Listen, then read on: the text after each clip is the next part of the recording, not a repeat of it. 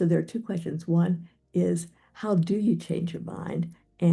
But a prior one these days, it seems, is how can you get yourself into a position where you are willing to change your mind? What goes into that? What do you have to give up? And what do you gain? You need to have all that stuff going on in order for there to be conscious experience. So my view is that if that's true, then whatever is supposed to be going on to have conscious experience can be explained by appeal to what's going on in the brain and the endocrine system and maybe what's going on in the world. All of that stuff, physical, needs to be taken into account. But no matter how much information of that sort you have, no matter how much and how closely these events may be correlated with these feelings of what it's like to be in pain, to be perceiving red, to be thinking that Paris is beautiful, whatever that is not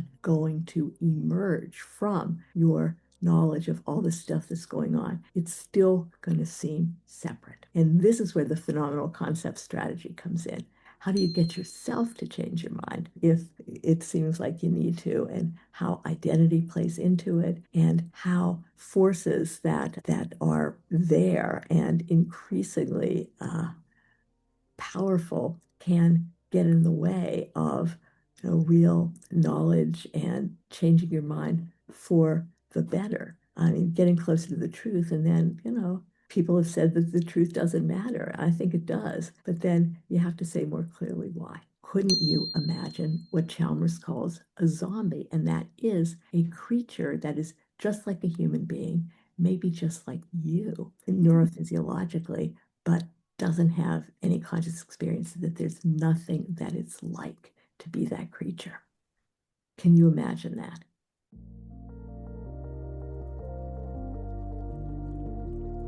Hello everyone, welcome to Love and Philosophy. This is Andrea Hyatt, and I'm so glad you're here. What does it mean to stumble into your life's work? Do you think most of us stumble into our life's work, or do we choose it? And what does that have to do with the connection between the way our bodies are moving through the world, all our experiences, everything everyone said to us, all the books we've read, where we are in the world? What does that all have to do with who we meet, who we become, and who we later, maybe after we retire, for example, look back and think about who we were and what we've done? Actually, those are questions I think that are hiding in a lot of philosophy, even though they're rarely examined or put exactly like that, because they're questions that are human and that we're all wondering about and that we're all trying to figure out as we go through this life. So it's something I just wanted to start with because it's kind of something to keep in mind maybe as we listen to this conversation, which will get quite analytical and deep into philosophy.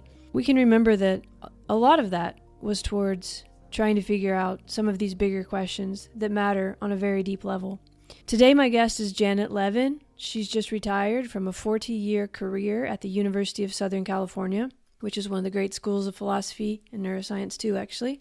And Janet was actually the first woman hired into the philosophy department there for a tenure-track position. So that was just 40 years ago, and that was her. There's a lot of work going on there now relative to the body, like Damasio, who's at USC and working with the endocrine system. Janet is someone with a deep conviction that the world's physical. And I think these words, physical and mental, I don't know about you, but they're starting to not mean the same thing maybe they used to. I think we're all starting to understand them a bit differently. And because of that, even though Janet is definitely a physicalist, a materialist, and she's coming out of the analytic tradition of that, now she describes herself more as holding that feelings and experiences are nothing over and above physical processes in the body. And primarily she means the brain and central nervous system. She's coming from a really great analytic tradition, which we haven't spoken of a whole lot here. We've had a few analytic philosophers on the podcast, but we haven't really talked about the analytic tradition directly. So I wanted to start this season getting a little analytic, but also getting a little personal, talking about Janet's life in philosophy, because those things, actually, analytic philosophy in the US at least, and her life story in a way are intertwined. So we're going to talk about consciousness, physicalism, the zombie experiment, nature of mind. We'll walk through some of those thought experiments. And what's wonderful is that we end up in a really human place, a place of care, and relative to kind of what really matters. Also a little bit relative to those questions that I started this with. And actually listening back, I found it really touching, and I'm really thankful for that we somehow got to that place. I also think her life is one worth celebrating, and I wanted to start with a sort of celebration of life and her persistence and her curiosity. Also what I like to think of as her ambiguous precision. And I mean that as a compliment, and I said it to her too, but she's very good at what I think of as holding the paradox and holding a lot of things at once and not sticking herself into a box always, even though of course she's definitely called herself a physicalist and all of that, but she's also very open and she's really trying to figure things out. That is the best kind of philosopher. So she's opened paths and opened worlds for people and been part of time in history that I just want to note. She trained at the University of Chicago, and then she was at MIT in the mid-1970s, and that was pretty electric time. There was a guy named Jerry Fodor there who came up with this thing called language of thought, LOT, which maybe you've heard of. He was developing a representational theory of mind. Very interesting stuff, and even though I have a different view of representation, he's actually informed my ways of thinking a lot. He's a really wonderful writer and philosopher, or he was. And Janet was there when he was creating all of this. She was watching him. She was also there when Ned Block was starting his career. He's an important person in philosophy, if you haven't heard of him yet. Most people know him because of this distinction between phenomenal and access consciousness, but I won't go into all that. But he was actually her PhD supervisor, and she was probably, we think, maybe, I haven't asked Ned Block, but if I get a chance, I will. But she was his first PhD student. So she was probably helping him learn how to teach in a way, as all our students do. And she actually went on to write the Stanford Encyclopedia of Philosophy's entry on functionalism, which relates a lot to all these people I've been talking about, but Ned especially, because he came up with this idea. It's called the China brain thought experiment. And it sort of distinguishes between what I was just talking about, this access consciousness and phenomenal consciousness. Functionalism, briefly, is this theory that mental states are defined by their roles, their functional roles, so their causal relationships to sensory inputs, like mental states, behavior, rather than the physical substrate. And then that might sound confusing, but we're going to talk about all that here, and hopefully you'll understand it a little bit better. Janet has come through and to her positions over time. She describes it the way Wittgenstein does, actually. He talks about it like light dawning gradually over the whole. She stumbled into philosophy through an undergraduate course at the University of Chicago, taught by this very charismatic professor named Ted Cohen, who was, like smoking his Lucky Strikes and telling his stories of Harvard grad school. And it was that time. And she really loved it. She took another course and another, and it kept going. I think quite a lot of us in philosophy have an experience like that, where we stumble upon philosophy and then we just can't leave it. And there's this wonderful talk that Janet gave to the American Philosophical Association, where she goes through a lot of these stories, which I will try to include as a PDF here for you if you want to read even more, because it's a really beautiful and honest way of looking at philosophy and at her life and part of it. One question I asked her before we recorded was, how do you think minds actually change? And we get to the end, we do talk about that a bit, but it's not really through knockdown arguments. It's really through something slower, something seeping in, some, getting some different information, starting to really understand things differently. It's much more like a turn of a kaleidoscope, I think. She doesn't describe it like that, but I sort of see that in the way she describes it. It's this quiet turn that is also really stark, dramatic, clear. We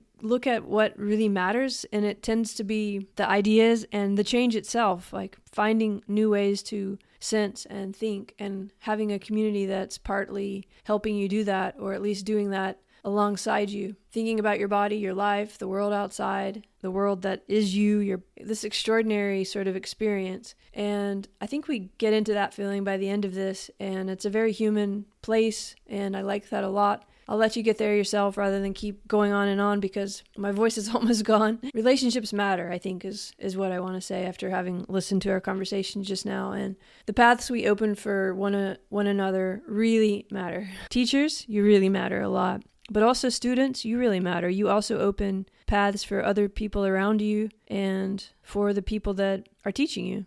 The best thing about being a teacher is that you learn. So sometimes it's more than content that matters. Sometimes all these theories in the end up having taught us something that we didn't actually think we were even talking about when we were making those theories. It's a bit of a strange thing for a philosopher to say, but I'll just leave it like that because I think there's a lot opening up right now in philosophy, and we're starting to see the past in a new light, and I think it's really beautiful, actually. And I'm really grateful to Janet for being part of that time, especially in American philosophy, that those years of creating analytic philosophy and teaching us how to think critically and how to notice the world around us. And I'm also very thankful to her for spending some time with me. I hope you enjoy this conversation. Welcome to the next season of Love and Philosophy. We'll be having a conversation post at least on the 17th of every month, and some months, there'll be 2 or 3, but definitely at least one every month. And I'm, on all the other outlets writing as much as I can about these ideas if you want to hear more about the philosophy part of it all.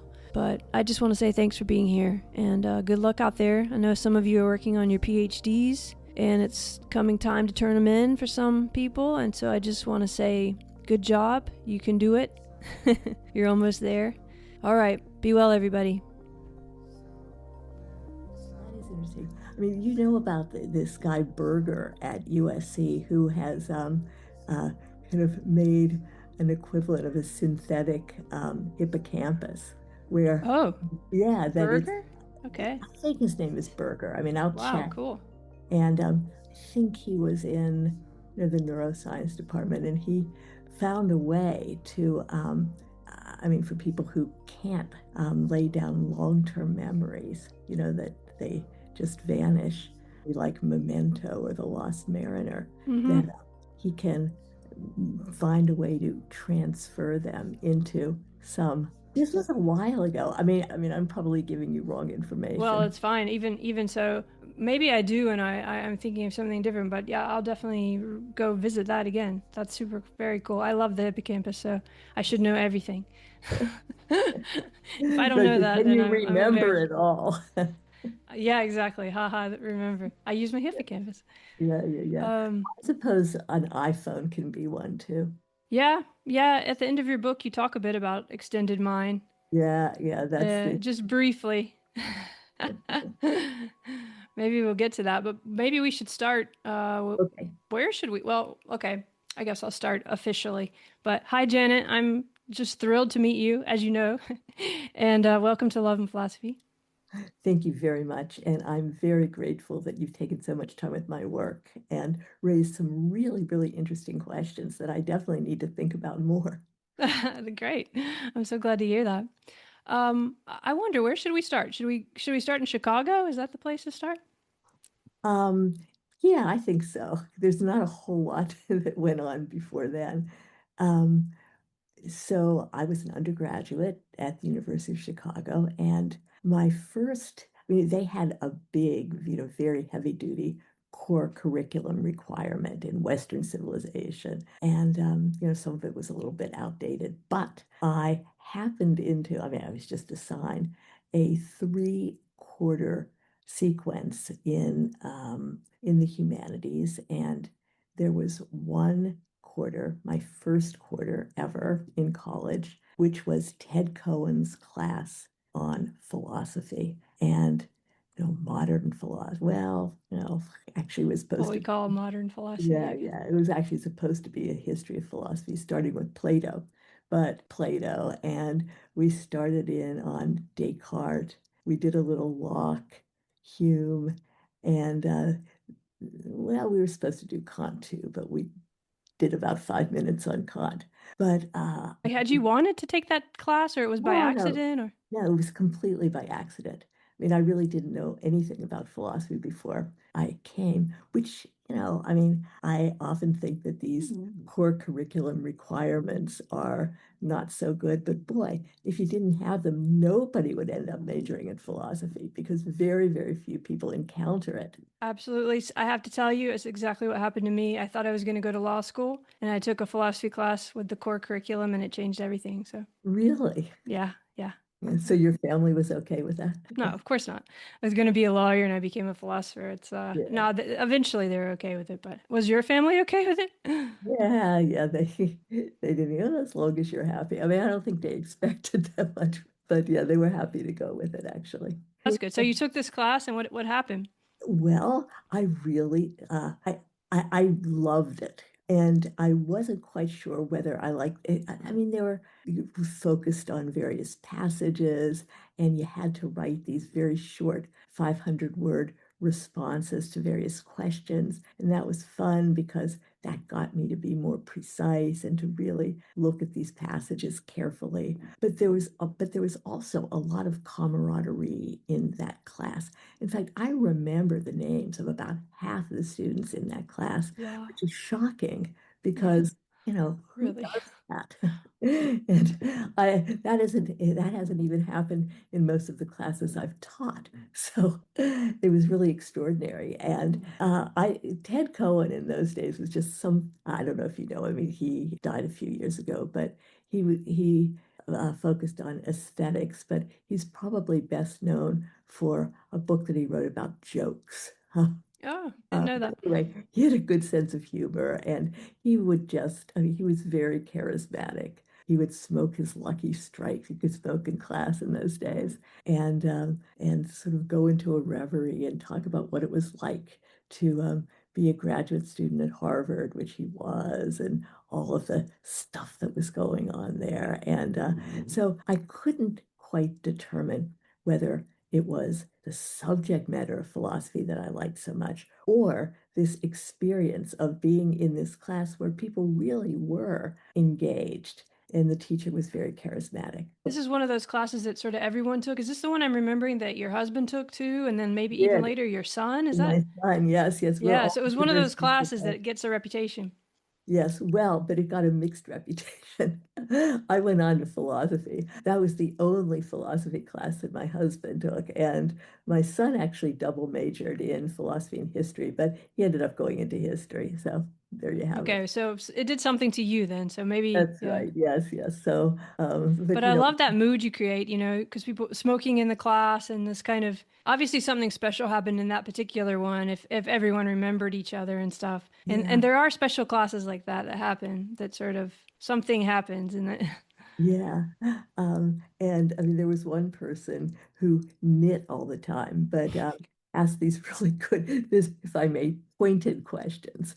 Um, and Um, there were people who went on to do various things, and I've lost touch with most of them. But it was very interesting that I remembered it all, and people really talked to one another. They engaged, and that was nice. And yeah.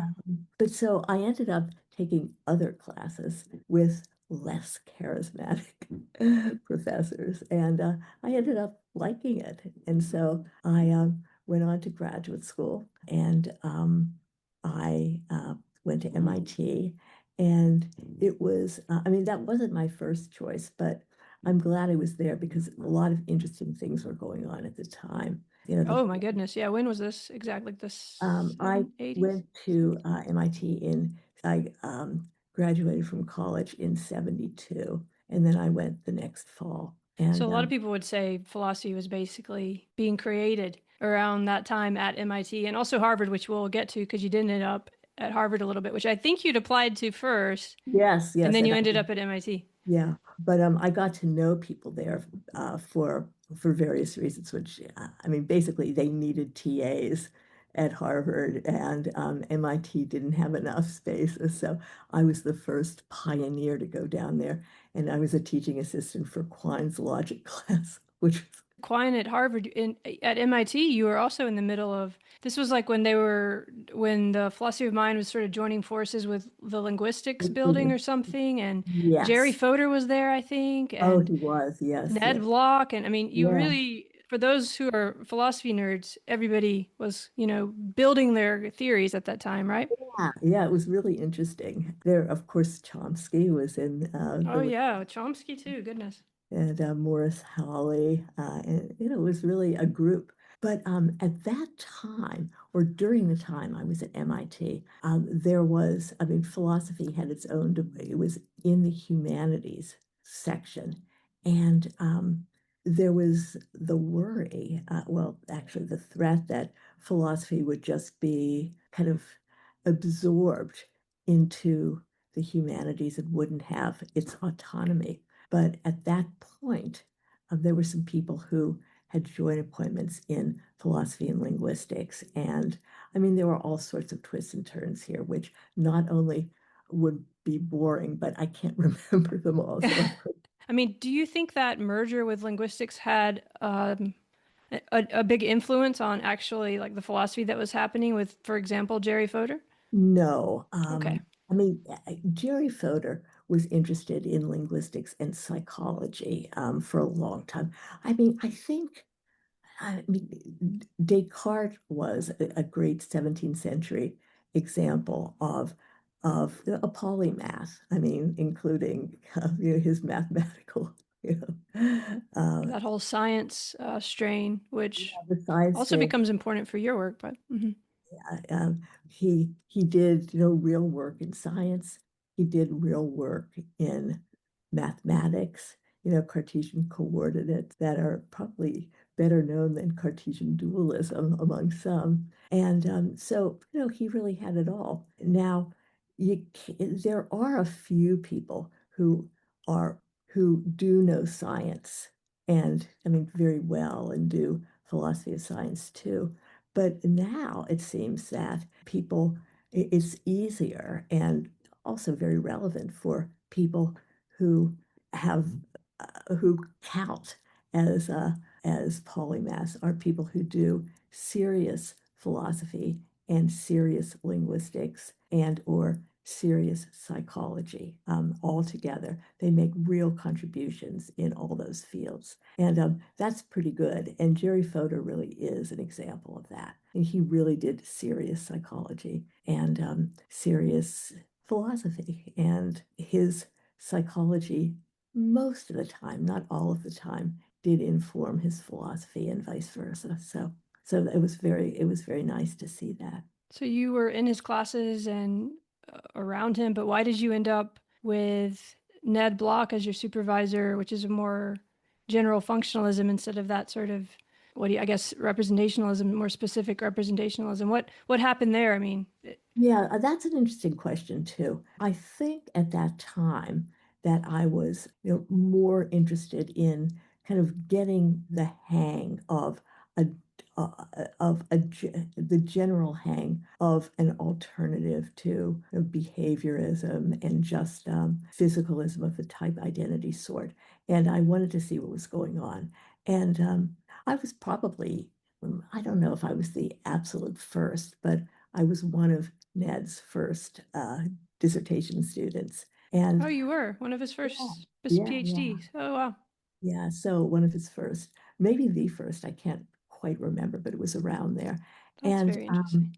and so we were, he was learning, I guess, how to be a dissertation advisor. And he has supervised so many. I mean, he really is a superstar. And but I wasn't quite ready to either be swept up in the ongoing research program of Jerry Fodor or to take a step in opposition to it because I felt that I really wanted to master these more general questions first. And I'm glad I did. And I've read a lot of Jerry Fodor in between and talked to him, and he's wonderful. But I think I made the right decision. Andrea, I didn't feel that I was ready either to be swept into a research program or to stand in opposition to it. And I was gradually getting much more convinced that, oh, yes, there really is, or there really are interesting processes that go on in the mind. And let's see how you can give a general characterization of them that's not too behaviorist and is not a JJC Smart type of identity theory. And so it was really good for me to read some of the burgeoning literature on it. And Jerry Fodor did a lot of it. And Jerry and Ned wrote some important papers together too against behaviorism. So, and in Yeah, favor it's of. funny. You said you were kind of a secret behaviorist or something. Do I remember that correctly? Like, I mean, you Yes, seem you to have been do. kind of fighting yourself on that one a little bit. Yes, yes. It's one of these embarrassing things that I remember, although I try to shut down. And Yeah, I mean, I don't think it's embarrassing because when you talk about, it's the kind of behaviorism that's maybe scientific, right? But when you're thinking about philosophical behaviorism as you describe it later, or even I'm thinking of like Edward Tolman and this yes. kind of, then actually I don't think it's embarrassing. But tell me why it was embarrassing for you or what was going on. Oh well, I mean, nobody was behaviorist. And at some point, I wasn't, but I was attracted to the idea that, yeah, maybe you can explain a lot by talking about what people are disposed to do under certain environmental circumstances. And you could get a lot farther with that than people had thought. But functionalism, at least analytic or philosophical functionalism, I suppose, is like behaviorism in that the mental states are defined all at once in terms of what people will do if they have various combinations of those states given certain environmental stimulations. So it is a more realistic, I think, less objectionable version of behaviorism, and it is compatible enough with physicalism, even though it's not strictly speaking a physicalistic view. And it seemed a lot more promising and really worth pursuing. A lot of people are functionalists now. Indeed, yes. And it's even, I mean, all of that's changing in a way, but for those who don't really understand what we're talking about with all these words, because this audience is so broad, but I remember you said you just always thought physicalism was sort of normal or something. Is that what you said? Of course everything is physical or something like this was kind of your feeling. And then of course when we have to justify it philosophically, this is a whole other thing which we're getting into, but just for those who don't really understand, like what does it really mean to think about physicalism? Okay. Well, what physicalism is, and again, there are lots of Many different theories. ways to define it, but a fairly common way that is sufficiently broad, I think, is to say that, well, what a physicalist thinks is that what a general physicalist thinks is that everything in the world, objects, properties, relations, etc., are physical, or they are nothing over and above the physical. Now, so I've talked about, I've used the word physicalism, I've used the word or the words over and nothing over and above. Now, what is it to be a physical property or object or event or relation? Well, maybe this is begging the question, but many believe that, well, at least for a start, it includes, I mean, being physical includes being one of these items that are theorized about, that are mentioned in the physical sciences, including physics, chemistry, biology, maybe psychology, or at least certain parts of psychology. And nothing over and above means that whatever else there is, if you will, supervenes on the physical, the items mentioned in the physical sciences. What is it to supervene? Well, basically, the idea is that if you have allegedly two different things, that if they're really different, they must be underlain by a physical difference. No difference without a physical difference. So that, you may have these things, but if there's no physical difference between them, then they're not really two, they're one. So, was that understandable? Absolutely, it was wonderful. I would just say, before we move on to some more specific things, that this, I guess could feel this in contrast to mental or something like that. Or what are we trying to understand when we're trying to understand the mind? Is it this experience that we have that we call thinking, or how would you sort of define that? Because it sounds like we're trying to figure out something, and see if it's physical or not. But maybe we need to talk a little bit about what that is. Well, it seems that people, or many people, are interested in what it is, I mean, what the nature, if you will, is of mental states. And that includes thinking, what goes on when we think, what goes on when we feel. That is, we have bodily sensations like pain and nausea and itching and things like that, and joy, ecstasy, if you will, love, and what goes on when we have perceptual experiences. That is, when we look out into the world and we see colors and shapes and everything in other people, the world around us. What goes on when we are in moods? I mean, all these things are supposed to be things that involve or are located in the mind. So if you're asking what's interesting about the mind, I think the question is, well, what's going on when all of these things are happening to us, or all of these things that we're doing? Because sometimes we do these things, sometimes we are subject to them. And all those things, I think, are interesting to a lot of people. So what goes on when we're doing all these things? What goes on when we think? How is it that our thoughts can be about items in the world? I mean, that's a question about representationalism. What on earth? How is it that what goes on in the mind can reach out, can connect up with items in the world, or can it? Maybe it can't. So those are Yeah, the how do we know that it does? Yeah. exactly that too. Yeah, these are the Now, sort how of do we know? questions. And then language coming in too. What is that doing? Yeah. Yeah. And can you represent the world and have thoughts, if you will, without language? I mean, that's a really interesting question, too. Well, in any real life situation, I guess you're doing a lot of things at the same time.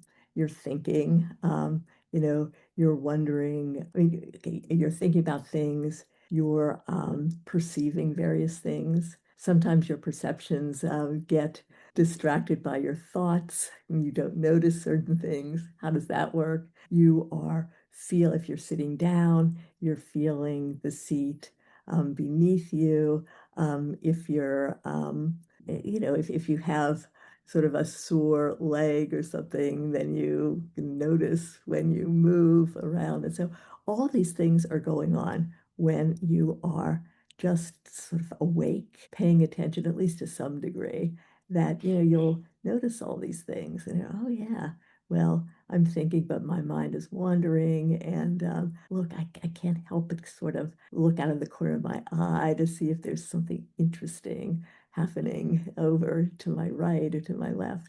And so is what's going on in all these cases to be characterized in the same way?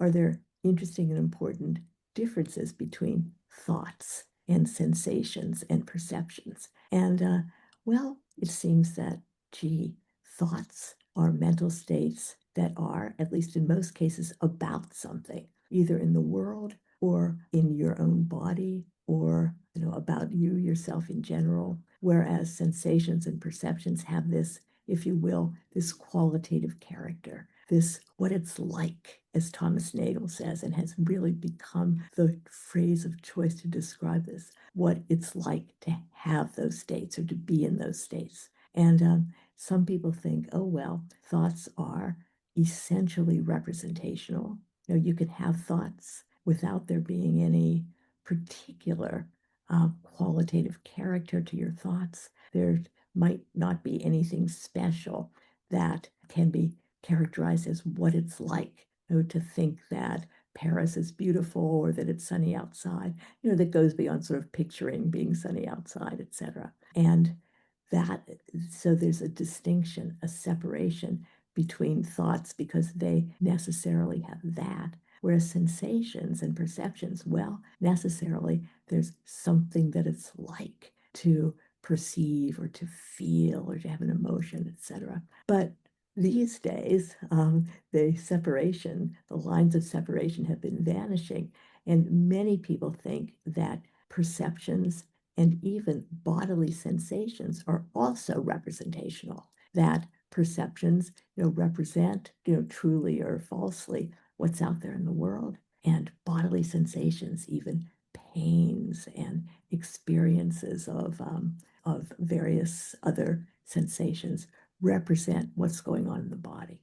Moods can represent certain general states of the world. And on the other hand, there are people that are, I mean, an increasing number of people who engage in what they call cognitive phenomenology. That is, that they say that they propose that thoughts not only have sort of this general kind of content that this general feeling you can be aware of, but that each and every different type of thought has a special what it's like character to it. So that what it's like to, I don't know, what it's like to think that world peace would be good is phenomenologically, that is what it's like to think that is importantly different from what it's like to think that universal charity is good, let alone more mundane thoughts like, oh, I have to go to the grocery store after class, or, ooh, I hope my parking meter hasn't run out. And so that there's a special what it's likeness to have those thoughts. It can't just be reduced to the other kind of pictures that come into your mind when you're thinking these things. So a lot of people now propose this. There's a whole book written by Angela Mendelevici about this. And a lot of people have this view. And so it's interesting that what seemed to be a sharp line between what you can say about thoughts and sensations seems to be ragged at best. Yes, absolutely. That's happening in a lot of different fields. I think this kind of sort of clarifying and blurring at once. Yes. But it's kind of interesting because I think a lot of the work that we were talking about that started in the 70s that seemed so oppositional in this way sort of helped us get to that point where we can handle that weird clarified blurriness, or I don't know, holding the paradox or whatever it is. But you wrote a book called Metaphysics of Mind, a short, very well written sort of understanding of all these things that were developing, all these different theories that were developing or that have been developing. What you talk about dualism, you talk about type identity theory, you talk about functionalism, you talk about Russellian monism, eliminativism, illusionism. I mean, there's many that we could talk about here, but maybe we could just pick a few that you think kind of shows us what that oppositional nature was or is, that we're sort of becoming more clarified about and blurrier about at the same time.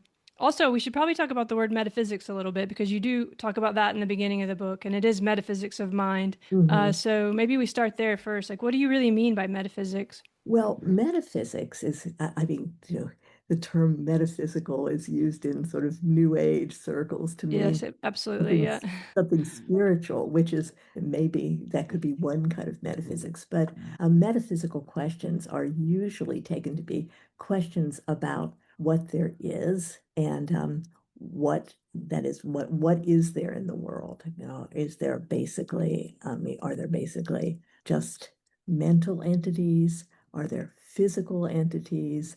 What are properties? And what is or what are the natures of things? And so to determine their nature, you have to determine not just, or you have to have a theory, not just of what there actually is and what things actually do, and not just a theory of what, given what we've observed about what there actually is and what those things actually do, that you can use inductive principles like scientific principles to predict what they will do under different circumstances that could occur. Metaphysical questions, at least mostly, involve what's possible. That is, things that might not be scientifically possible, like jumping over the moon, let's say, cows or people. Is this metaphysically possible? I mean, is there some sort of, I mean, is this sort of thing? I mean, it will, I mean, not only may it never happen actually, but it can't happen according to science, but is it possible in some other sense? Oh, and that is it in the nature of human beings not to be able to jump over the moon? Maybe, maybe not, but that involves thinking about things that go beyond science. Now, maybe that wasn't a particularly good example. Maybe better examples are whether, well, I guess we could stick with that one, but it makes metaphysical, but it may make metaphysical questions seem not so interesting after all. But I mean, think about what are the basic properties in the world, and those things might go beyond pure scientific speculation. You know, what about time? I mean, is time something that persists? I mean, do present, past, and future exist all at once? Or is there sort of a spotlight present so that here everything that exists, everything that exists now exists, then you move on to the next time period and only that exists? Or is it more like a block so that you go and you move from one temporal period to another, but it all is still here? And what does that mean? And how would that work? And once you start thinking about these things, then you think, these are interesting questions. Or think about this a statue. Let's say a statue of Goliath. That's an example that people use a lot. Now, it's made of some sort of substance. It's made of clay, let's say. Now, is the statue the same thing as the clay? Now, what does that mean?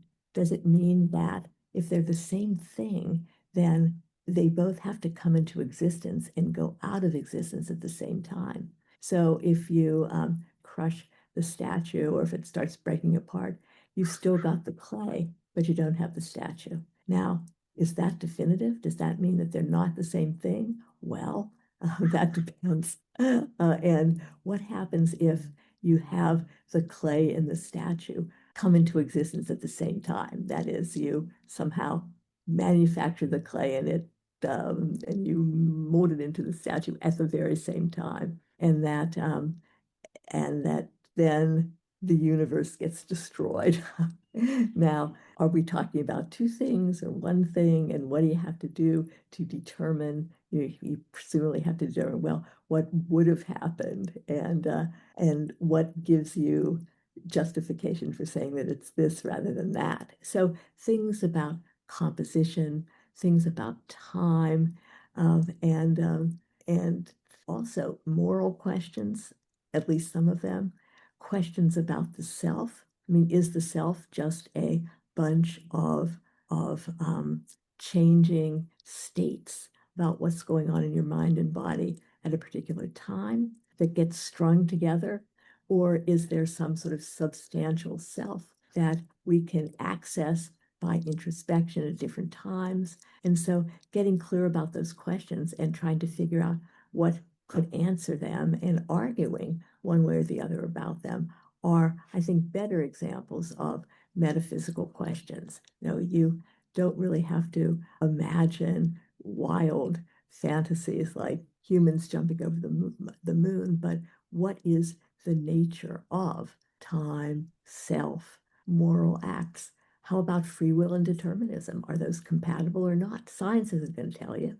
Science has to, and you have to find a definition that's acceptable of what it is to have free will. And determinism is, well, that's a little bit hard too, but that's usually agreed on what determinism is. And so is free will compatible with determinism? Do we need to, I mean, can we have autonomy? Whether or not that's the same as free will, I think it's a little bit different, but can we have autonomy in a deterministic world?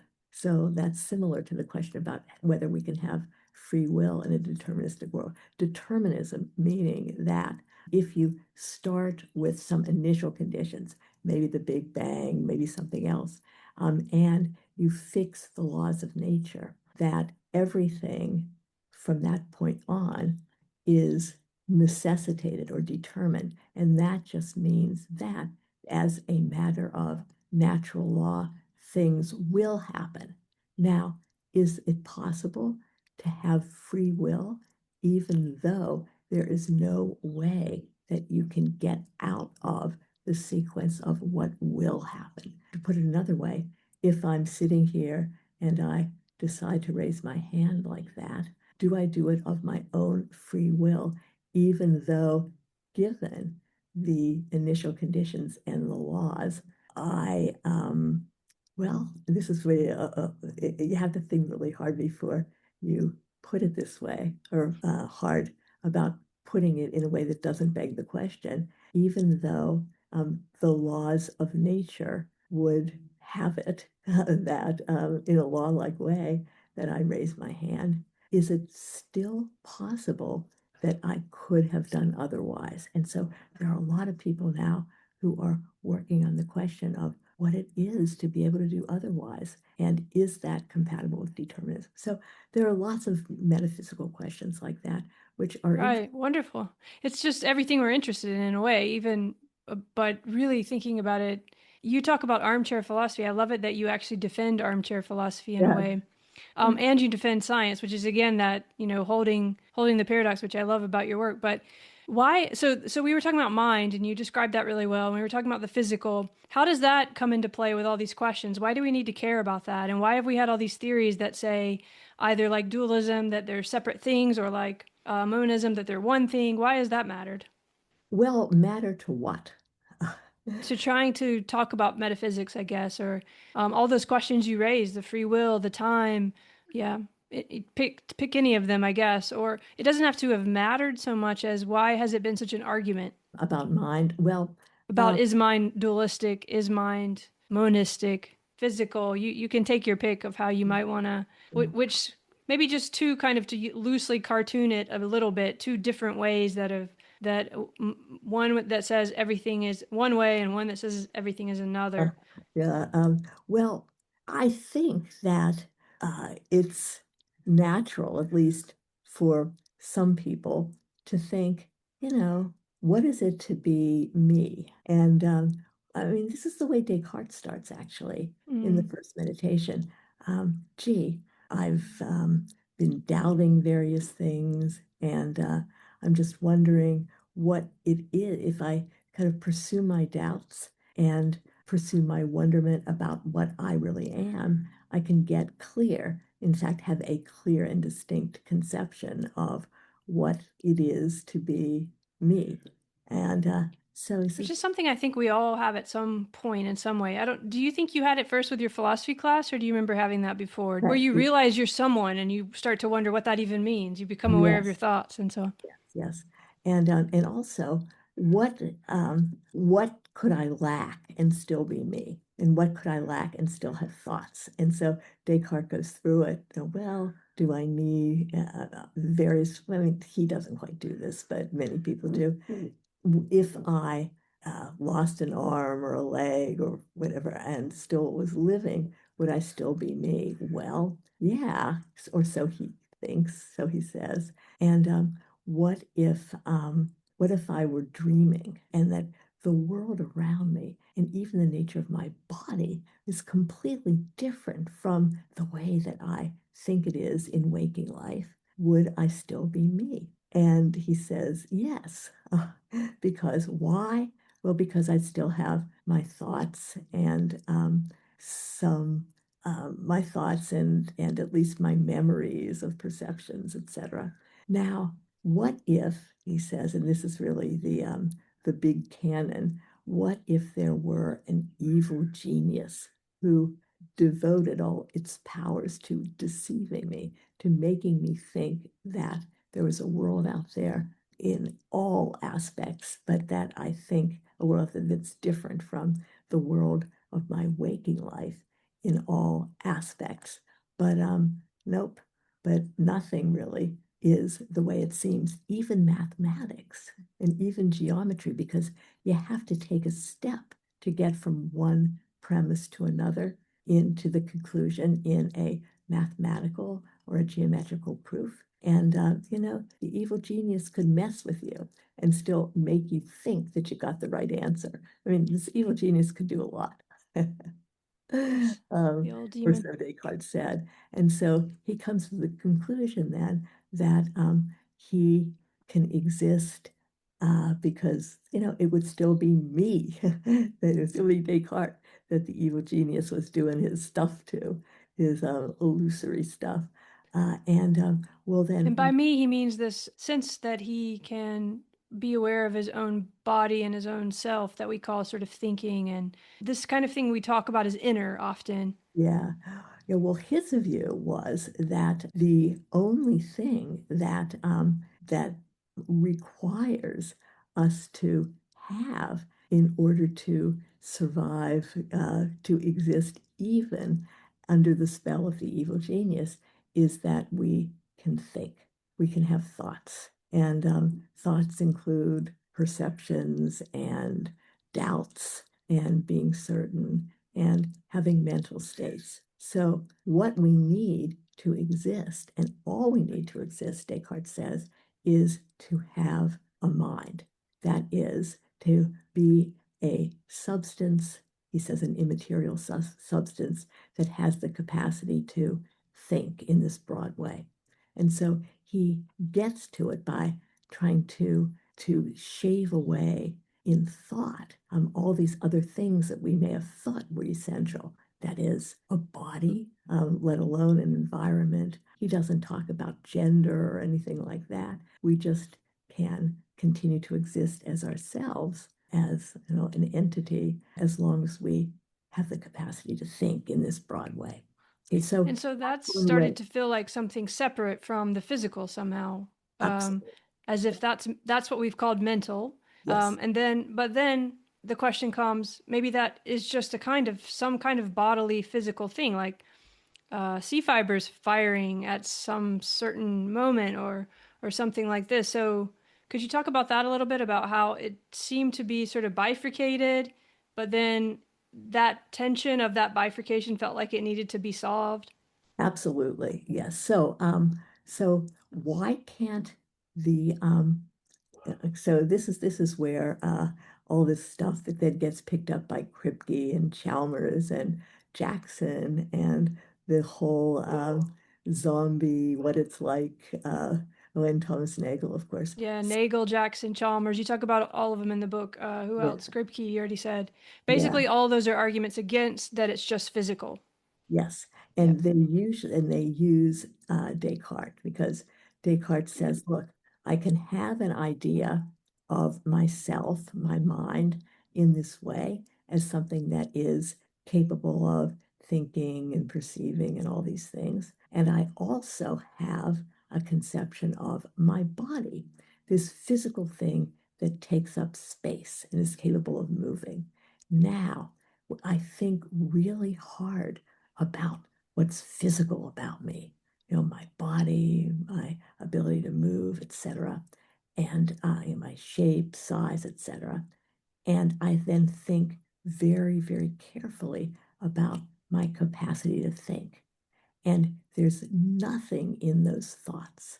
And also, I have, Descartes says, a clear and distinct perception or conception of both these things. That is, I know enough about them. I have a complete enough thought about them that guarantees that they exist on both sides. So, I mean, anything that can move, take up space, etc., counts as physical. Anything that can think counts as mental. And there's no connection that I can find between them. There's no conceptual connection. There's nothing in my complete thought of the mind and my complete thought of the body that shows how they could be connected at all. And I have a full and complete thought of both of them. So, because I can conceive in that right way of the one existing without the other, and vice versa, then, and Descartes goes through various steps about it, including that God wouldn't mislead, a good God wouldn't mislead us about these things, and that, Mm-hmm. yeah, God is good even though we make mistakes. So he has to go through a bunch of different meditations to get those out of the way. But then he says, well, because of all this, and because I can continue to conceive of the one without, conceive of them both, and and find no connection between them, I can conclude that they are distinct. So he now is laying the foundation for this view that if you can have certain sorts of conceptions of the one without the other, then they're distinct. And that's what comes up in the zombie arguments, which, I mean, but we'll talk about them in a minute. Frank Jackson's argument, Kripke's argument. Frank Jackson is the merry one, for those who know the knowledge. Yeah. By the way, he's changed his view. Has he? Yeah. In Oh. 1994, he now is a Oh, I thought. representationalist. He thinks that, oh yeah, if we recognize that these states, that these thoughts represent the world, then we can be physicalists. But I don't think that Well, really. that's really interesting. I did know that, but I thought you meant he changed it again or something. But what's that? What's that physicalist? Because that's what, that's your work is really showing that, and we haven't really brought that out yet in comparison to this more dualistic notion that we've been describing. Yes. Okay. Well, so what a physicalist would say about Descartes' view, which is called, not surprisingly, Cartesian dualism or substance dualism, which holds that there are two distinct kinds of things in the world. That is, there are minds and there are bodies. And which minds get connected up with which bodies, you don't know. There's an extra thing in the world that is, or a bunch of things, this material stuff and this mental, non-material stuff. I mean, what is it? It's just immaterial, it exists through time, but it doesn't take up space. Whereas God, if God exists, is supposed to be eternal. That is, it never begins and is sort of always there and will never end. At least that's one conception of the difference between God's mind and human minds, that, there's a definite beginning and there's a definite end. Or at least maybe there's a definite end, but there's at least a beginning. And because, if mind and body are separate, then, gee, it's possible that minds could continue to exist, even though the body decays and ceases to exist. I mean, that's the hope, I think, of a lot of That's people. probably part of why these are also attractive to think about.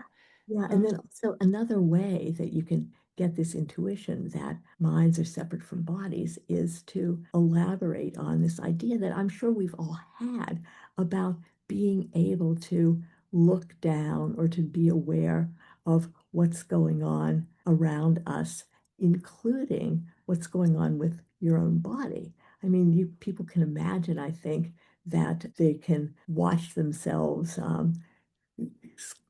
get out of bed and get dressed and things like that, or they can watch themselves or their bodies being, falling off a cliff or getting run over by a car or something like that, and they still can sort of be aware of this. And so, doesn't that suggest that minds are distinct from bodies? Because here seems to be a case in which the mind continues to exist and the body doesn't. So, I mean, there are lots of things that you could challenge about this. How exactly are you aware of this? Don't you have to be seeing it? Doesn't that anyway? But there really is this intuition, I think, that yes, you could be observing various things occurring to your body and still continue to exist. And this hope that, well, if minds can continue without bodies, there's at least a hope for immortality or a longer life, as long as it's the life of the mind. And so there are these intuitions that really support dualism. But there are problems too. That is, how exactly are these minds and bodies connected? And what exactly happens when something happens in your body which produces a thought about what's going on in the world, or a pain, or some other bodily sensation. And Descartes is actually really good about neurophysiology, or at least the neurophysiology of the time, until you get to the point where what's going on in the body affects something in the mind. That is, it produces a thought, it produces a desire, it produces some sort of bodily sensation. You stub your toe and then you feel pain. Well, stubbing your toe on Descartes' view is a physical state, and it produces something that goes on in this immaterial mind, a mental state. How does that work? How do you get causation between the physical and the mental? And then, if you feel pain, then that in turn produces various movements in the body. You will say ouch, or you'll hold your toe, or you will go to the medicine cabinet and get aspirin or something like that. And so, how does that work? So, he's very good at the neurophysiology, but then what happens when the mental state or the state of mind is produced is, well, like that famous cartoon where you see these mathematicians doing this very, very complicated equation on the blackboard. And then one of them says, oh, and then a miracle happens. I should have brought that cartoon, but probably many people have seen it. Yeah, I can show it. Oh, great. Yeah, so you know it, Mhm. obviously. Probably everybody else does too. Yeah, I And think we all have that feeling, right? That we know the physical seems so different from our experience of the physical, and it's yes, very hard for us to understand how those things could be the same thing, even though, of course, we see how connected they are all the time. I mean, we go for a run, we're in a different mental state, or whatever. It's very hard for us to be experiencing it and not sort of separate it, because it's almost as if we're having a kind of conversation with our own self. And just as when I'm having a conversation with you, I feel like you're different than me. It feels like there's something in me that's different than me, and it uh, wouldn't be reduced to, either side. So this has been such a, hard thing to kind of put into words and figure out, especially when we do get to the science and we're trying to understand, something like the brain and the nervous system and the body, and how literally how we can study what's really happening when I do have thoughts and feelings. yes. So, yeah. So, it's interesting because sometimes when I would start an introductory class in philosophy of mind, I would ask students whether they thought that that that all of their thoughts and sensations and things like that were fit. Well, I think I would ask them whether they thought that neuroscience, that the study of the brain, is the only thing that can tell us about the mind. And many people, especially science majors, said yes, of course, and that that everything that happens in the mind will, at least someday in the future, maybe not the near future, but the future, will be explained by looking at the brain and maybe even looking at psychology and what psychology says about how certain brain states lead to others. So they were There's, kind of eliminativist, do you think? Just well, no, they're okay. physicalists. They Okay. think that is, that they think that anything that goes on in the mind can be identified. Well, maybe they're eliminativists, but a lot of them At the are extreme physicalists. version, but Yeah, that's yeah, really weird because, there's all those, I don't know who actually did those, but I often hear that most people are kind of dualists, that they yeah. think, yeah, so that's interesting that your students said those both sort of go together. There's this intuitive dualism that people assume but don't think about. But then Mhm. when you ask them, will one day we explain everything by study of the brain and the body? Usually they say yes. Yeah, but these students did the reverse. So, Uh, so I would give them just sort of basic Descartes.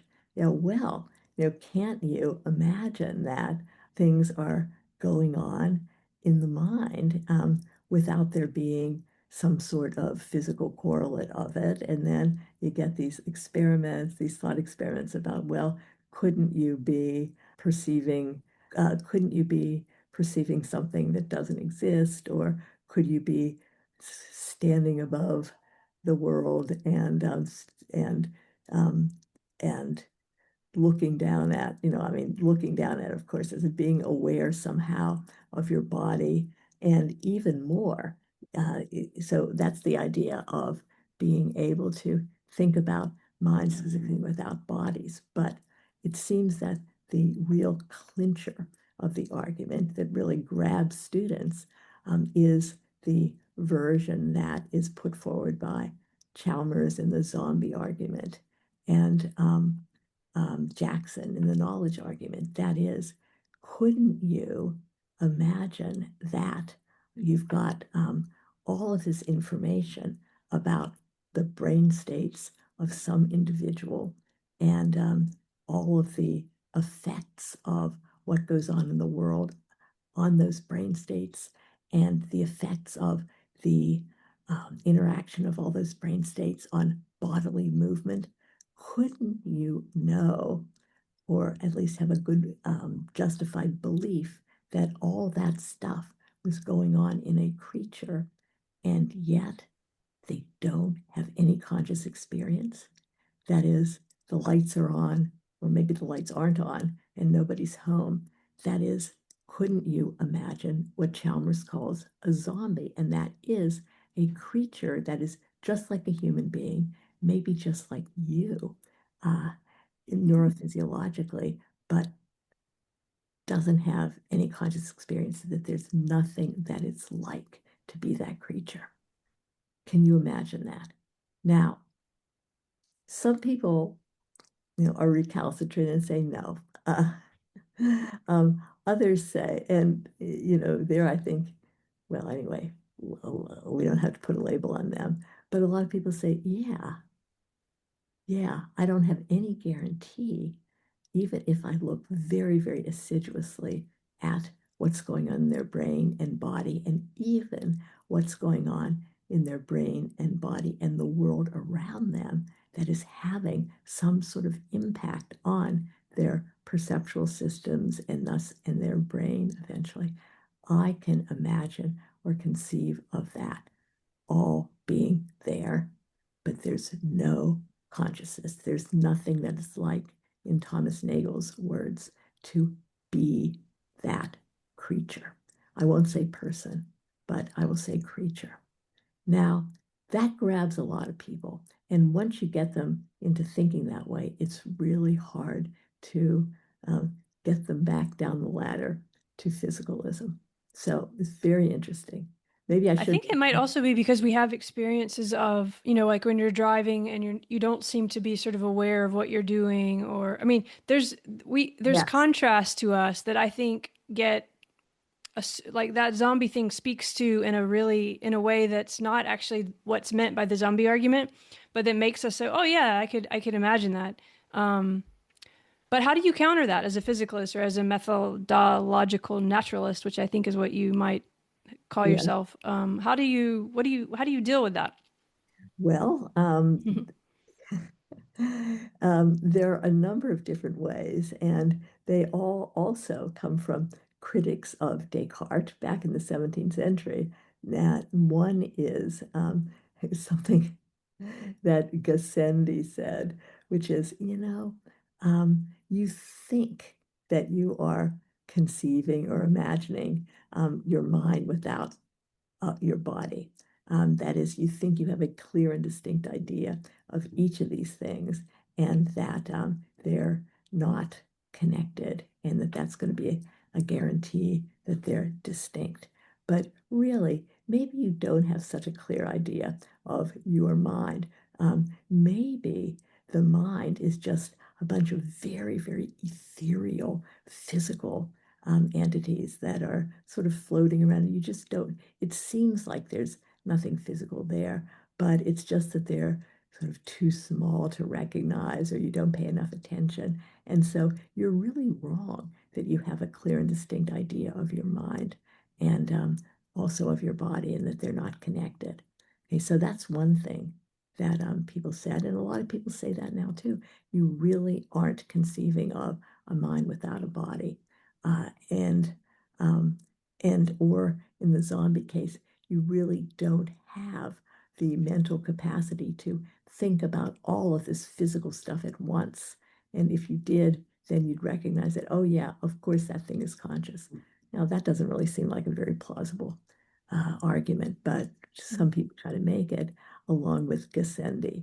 Now, Arnaud, on the other hand, another critic of Descartes in the 17th century, said, well, there are obvious counterexamples to your claim that you can, if you can conceive of things as existing apart, then they can't be the same thing. And I mean, he gave an example of a triangle, an isosceles triangle. He says, look, you can conceive of an isosceles triangle without conceiving of the Pythagorean theorem, but any isosceles triangle obeys the Pythagorean theorem, or any sort of geometrical example like this. And Descartes responds, well, you don't have a complete idea of the triangle and the theorem. If you did, you'd recognize that anything that satisfies the theorem has to be a triangle of that sort. So you really have been deficient in getting a good enough idea. What counts as a good enough idea? Well, that's also left a little bit unclear, but that's what a lot of Descartes' critics said back then. And then a number of critics also said, look, this view is kind of a crazy view because it doesn't account for how it could be that the physical stuff has an effect on the mental stuff, and how the mental stuff can cause events going on in the physical world, because that kind of causation, especially causation of physical stuff from the mental, just violates things like the conservation of energy, which people were thinking about at the time, so that it would be very, very difficult to explain how there can be causal connections between the mind and the body. And we all believe that there are. That is, if you stub your toe, you're going to feel pain. And if you feel pain, that's going to produce effects on your body, just as we said. So causation makes it really hard. Okay. So, but what about like conceptual or phenomenal concepts I'm thinking about now, or how you're usually I'm not sure if you're type B physicalist still or what, but there's this, the theory that's relying on the phenomenal concepts. Could you talk about that a little bit here, and how, maybe we try to explain something like red or pain or what you're talking about through a brain state, and maybe how these can't actually be, how would you say it? I don't know, known through conceptual analysis or something like that till sort of after the fact, even though they're happening as one thing. Yes. Okay. Well, people say, look, I'm having a feeling, a sensation. That is, I'm perceiving red, or I'm having an afterimage of yellow-orange. That was always Smart's example, JJC Smart. And Who's or one of the sort of founding yes, people in this. of the type identity theory. But gee, so I'm having this feeling, and I also, I mean, here, think of it this way.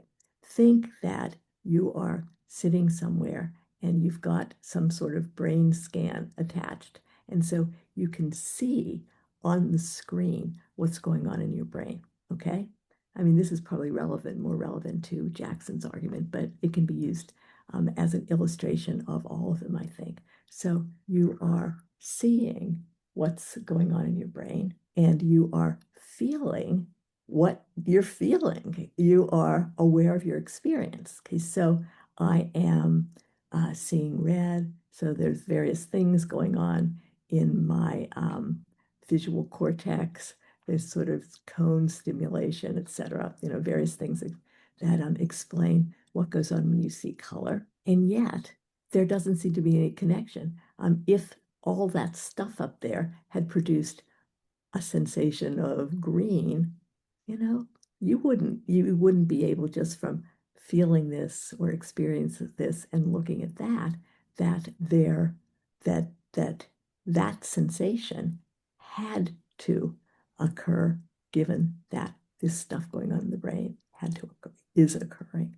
So in that way, very graphically, you can explain this intuition that there can be the experience of one thing that seems to be completely cut off from your perceptual experience of, or your knowledge, if you will, of what's going on in you right now. So that's pretty stark.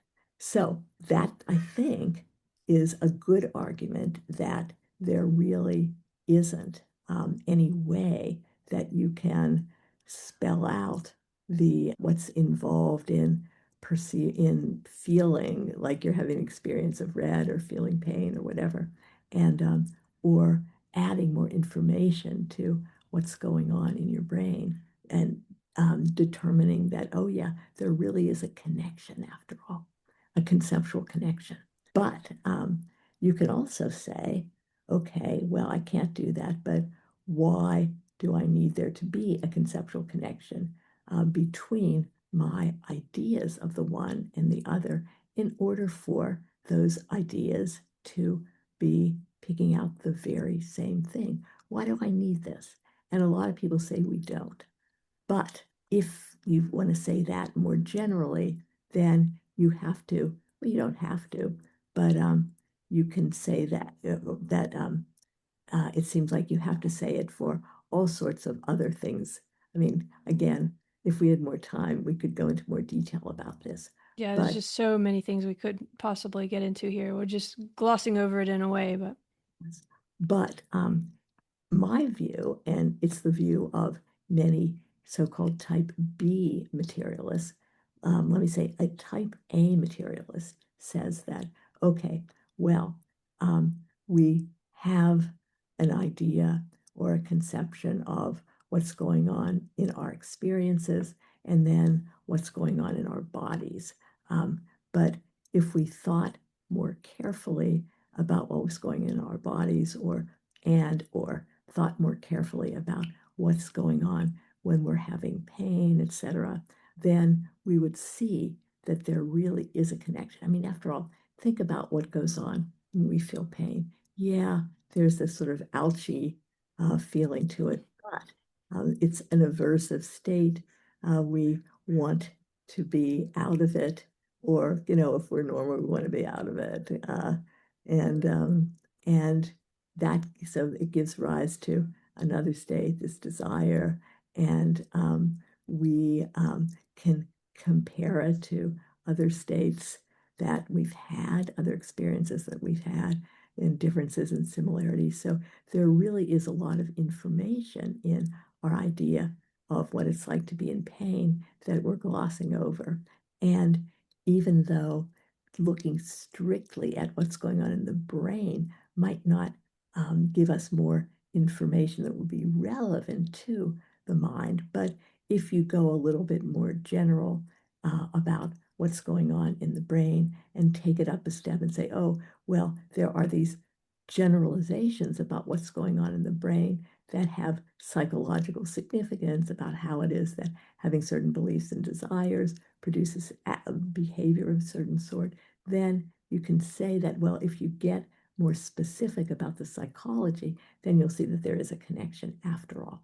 And that's what Dennett says, and a number of people too. And I used to think that too, that if you could get enough functional information, that is information about the way that these brain states causally interact to produce behavior, then, and you get more information about what's going on when you're having a feeling of pain, then you'll be able to see that they're connected. But now I have changed my mind, and I think that, well, it's unlikely that there will be a conceptual connection between your experience of, or your thought about your experience of what's going on in the mind and what's going on even when you get these more higher level generalizations about what's going on in the brain. But there is something special about this phenomenon of separation, conceptual separation here, and that it is that mind-body connections, mind-body identities, even though it seems like there is a lack of connection, conceptual connection, are a special case. That is, in these cases of mind, you get this idea of what is going on in your mind, what's happening when you have sensations. You get it through introspection. That is, you are, well, the term looking in doesn't really get it because looking in sounds awfully bodily. You're looking. Mm-hmm. You are aware of a certain kind of event that's going on in you. That is, you can pick it out as that. And so there's really no information there that you need to have other than that your conception, that is, demonstrates some sort of something going on in you. Now, why can't that be something physical?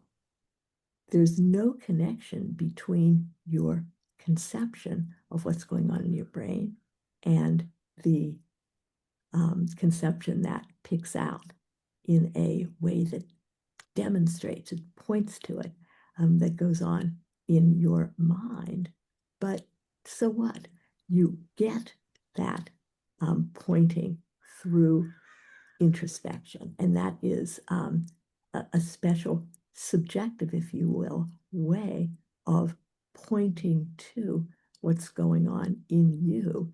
And given that there really isn't anything to your conception of these mental states beyond picking it out, demonstrating it, and then being able to recognize it if it occurs again, then there's nothing to be that has to be conceptually connected because it's just a pointer, and introspection is the only way of getting information about something that's substantive that you can do by pointing in this way. Now, somehow, Okay. yeah, no, go ahead, because somehow I think that could be clearer. Well, I was going to say, is it just the same as when we do a science experiment? So we're then noticing as much as we can about whatever we've set up. It's not that we're noticing every single thing, and there's many different scales we could look at it on, and of course we take that as physical. And when we're doing it with our own bodies, it seems somehow different, but is it just sort of the same kind of thing? We're also, noticing as much as we can, and of course we could look at different scales or with different technologies and notice it in different ways. But that idea that it's somehow of a different substance, because we're doing it with our own bodies, is not necessary. Or how would you push back on that or play with that idea? So you're saying that, well, in lots of different scientific experiments, you find out more by doing the experiment and looking more deeply at what's going on in the relevant domain, and that you have no problem in saying, oh, yeah, well, a stream of photons, that's what lightning is, even though lightning or common sense concept of lightning is so different from stream of photons, or that, oh yeah, that stuff in that bucket, that water. We've got this notion of what water is, and then we find out that, oh my God, there's what's really, or what's at least mostly in that bucket is a bunch of H2O molecules, and we have no problem in saying, oh yeah, okay, well, there's no conceptual connection, but we have no problem in thinking that, oh yeah, water, that stuff that we've got this sloshy stuff, um, is H2O. It's nothing but H2O. Is Oh, nothing but, I mean, yeah, yeah. and we're sort of doing that something similar with our own understanding of what we're calling our thinking and so on. We're trying to understand it better. I don't think it takes away the mystery of, what's in, like, that there's something in the bucket, whatever it is still kind of amazing and crazy if you really think about it. I think it's very similar to our own experience. It's pretty wild, and I understand that we want to think of it as something like different. But if you think, I'm just saying, if you think about, what we're looking at in the world, you can also think you can have that same kind of awe about it. And you can also have that same kind of understanding that I was just trying to express and that you were explaining so well of it's just H2O or whatever. Yeah. Well, but there's been pushback about that too, because many people say, and a lot of the early identity theorists also said, look, saying that having an after image of orange is just having a certain brain process. I mean, scientists do that all the time. They say that, well, being a streak of lightning is just being a stream of photons. Being a bucket of water is just a matter of being composed of H2O molecules.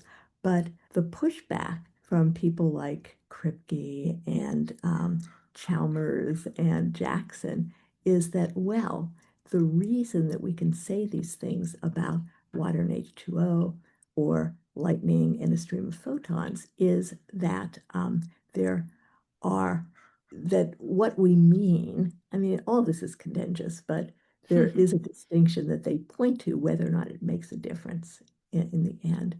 That, gee, when we talk about water, we are talking about the stuff that comes out of the faucets or fills our lakes and streams.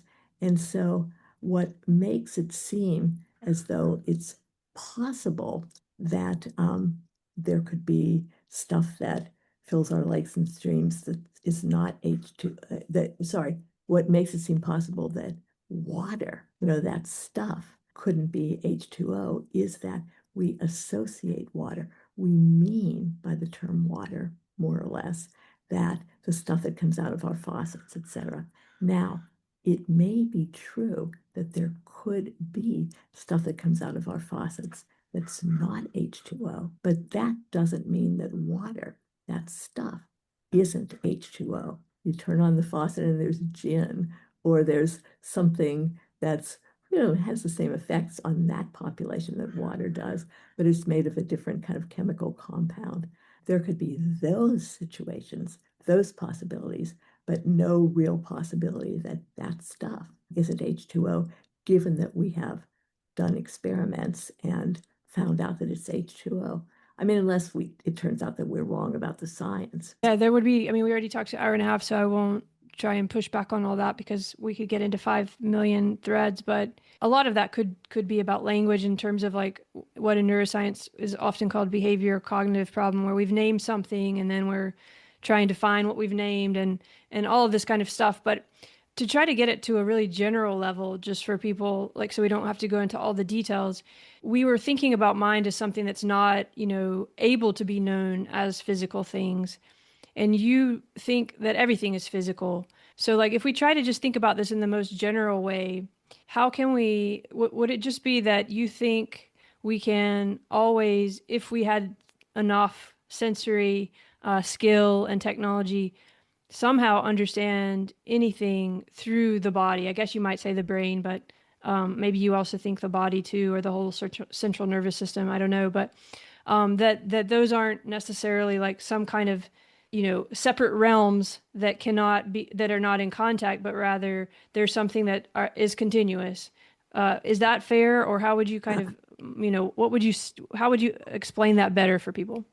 Okay, well, briefly, the idea is that all thoughts and perceptions and bodily sensations are nothing but physical or physical states. Now, by physical, I might include not just what's going on in the brain, but what is going on, I mean, in the rest of the body. I mean, there are various people now, including Antonio Damasio, who's has this neuroscience institute at USC now, who think that it's important for there being conscious experience that there are certain events occurring in the endocrine system of all things.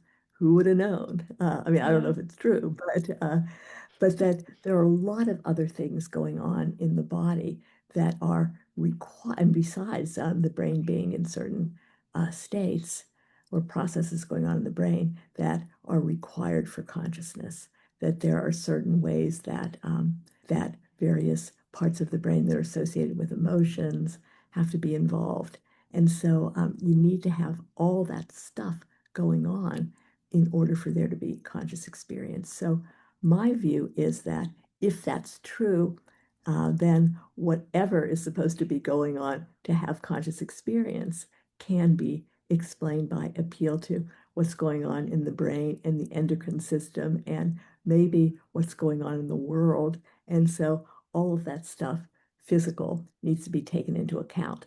But no matter how much information of that sort you have, and no matter how much and how closely these events may be correlated with these feelings of what it's like to be in pain, to be perceiving red, to be thinking that Paris is beautiful, whatever that is not going to emerge from your knowledge of all the stuff that's going on. It's still going to seem separate. And this is where the phenomenal concept strategy comes in. That is the idea of this so-called strategy. I mean, it's called strategy in sort of a disparaging way, but I think it's on the right track anyway.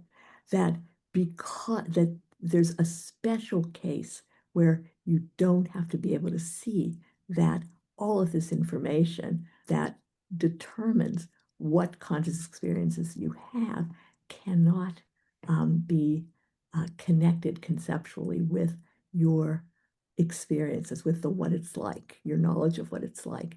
But the reason is that you get a special set of concepts, a special way of picking out items in your brain that is introspection. You know, you are a subject. You have experiences. So do I, because you can focus your mind on, you know, from the inside, if you will, on these states. From the inside, you can get a panoply of information, if you will, about what is going on in you, what it feels like to do things. But because you've got this, I mean, I don't want to say it's a special sense because it's not like there's some area in the brain that underlies introspection, but you know, you can point to various things. And once you point to them and you point to a bunch, you can compare them and contrast them in terms of what it's like to have them. But because you get this from introspection, then and your own mental states are the only things that you can be picking out by introspection, then you have this special way of determining what's going on.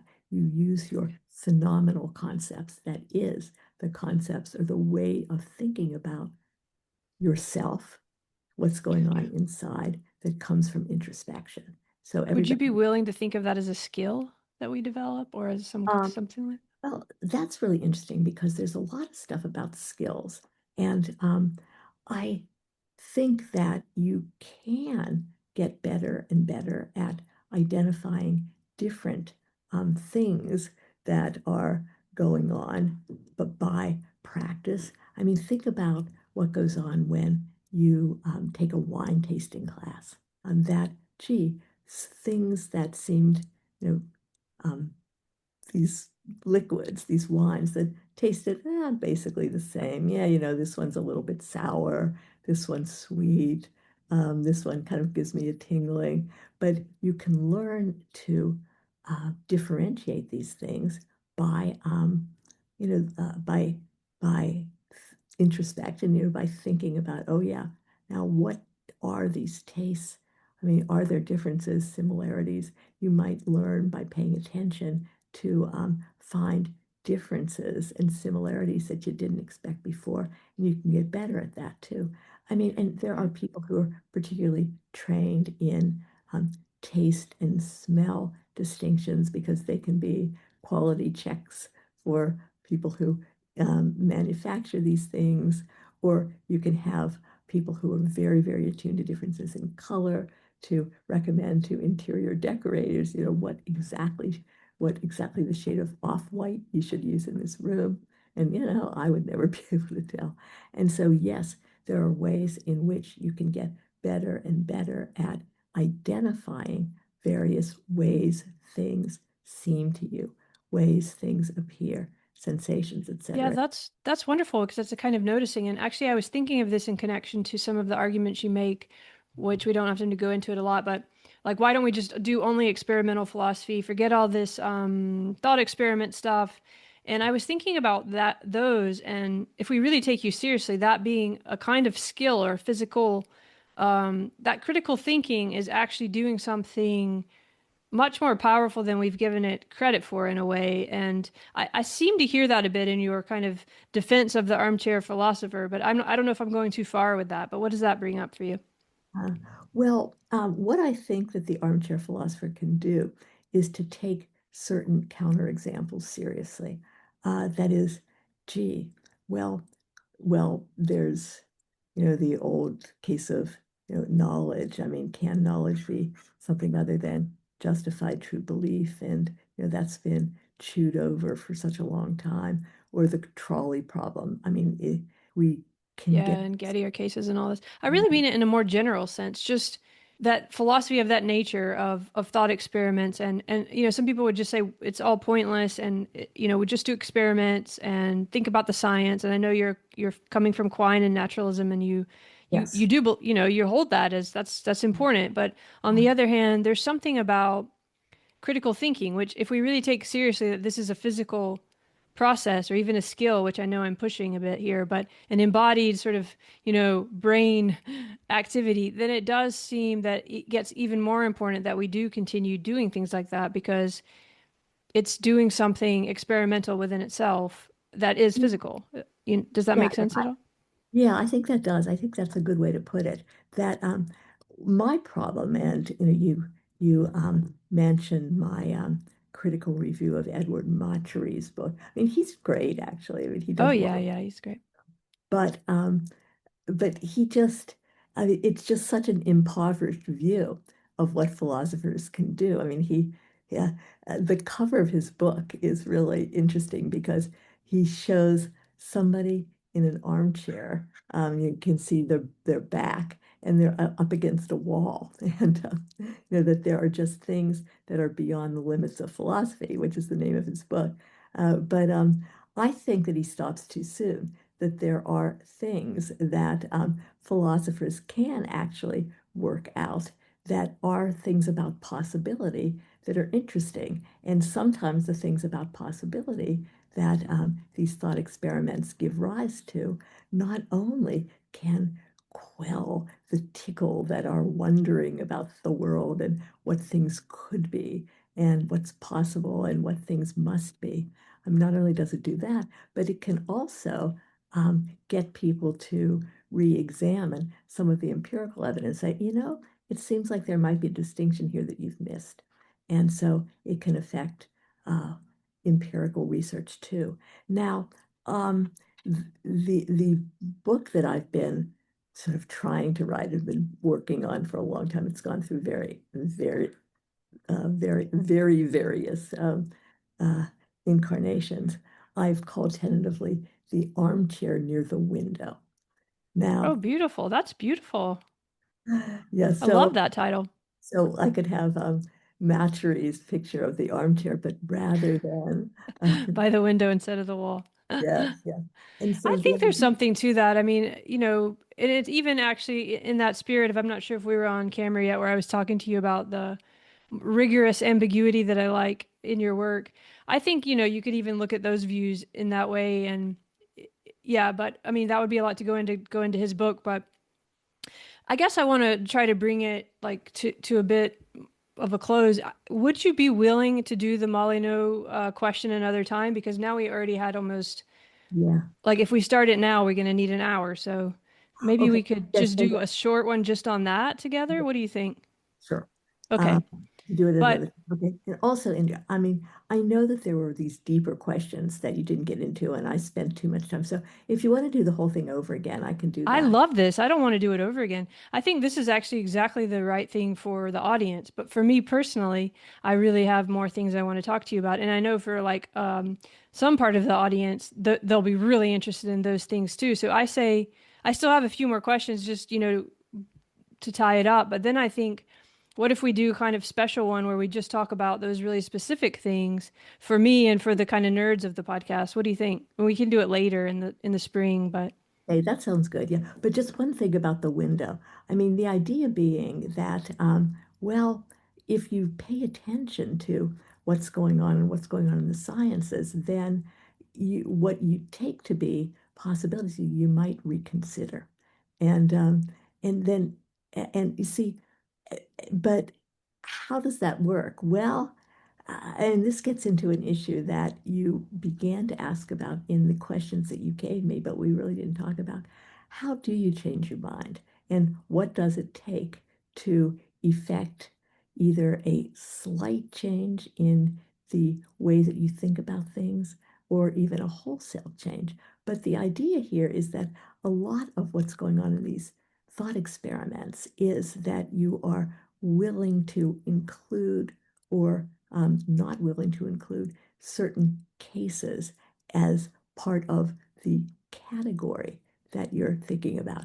You know, knowledge, free will, moral action, autonomy, um, and so information about what's going on in the world and what's going on in the sciences, and even information about how other people are thinking about things can either have a direct impact or just somehow seep in and change your inclination to categorize things in certain ways. I mean, I think that's what happened with same-sex marriage. I mean, people were against it, and then they realized that, oh yeah, a lot of people that they know and love who are in a same-sex relationship would like to get married, the way we heterosexuals or whatever do, and want to have families. And, why think that there's something wrong with that? And so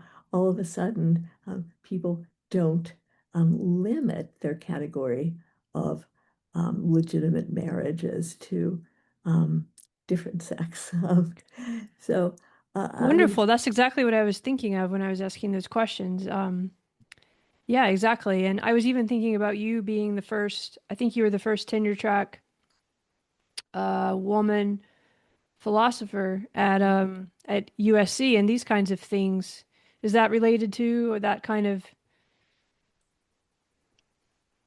shift in, I mean, the more we sort of notice and experiment and consider and look out the window and so on, if it's done in a rigorous way, which is that kind of precise ambiguity that I'm talking about, then there are other possibilities we can notice and be able to handle, which is part of it too.